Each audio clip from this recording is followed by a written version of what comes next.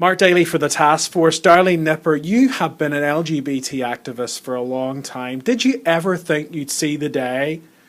You know what? When I was 12 years old and I came out, I actually had no idea about the concept of actually being able to be married. So back then, I had no concept of this. But over the years, I've evolved, and obviously in recent years, I've gotten to the point like a majority of Americans, which is it's inevitable. It's going to happen. So today was an amazing day. And I'm just so happy that the court has ruled in our favor.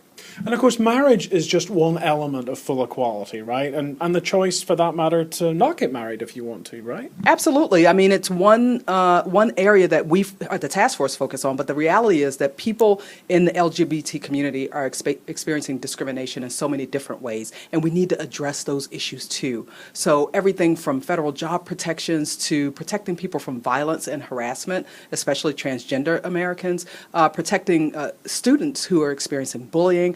And of course, our opponents are often the same people who are fighting against women's right to choose. So we have a wide array of issues that impact the LGBT community that we have to continue to work on. So just talking about inevitability, we saw that poll saying 72% of people think that marriage equality is inevitable. If we were to jump into a time machine and go forward another 20 years, what sort of world do you think we might see?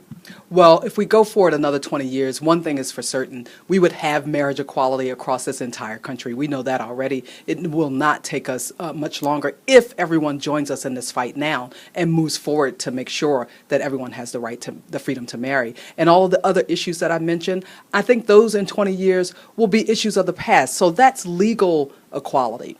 But then we would be focused on what the ultimate issue is for us, which is transforming society so that everyone feels that American dream, experiences the ability to be him or herself, to live life to the fullest, to have the same opportunities as other people in their communities and society, and to have that freedom and liberty that we all talk about in the United States. That's the kind of country we'll have in 20 years. And frankly, I can't wait.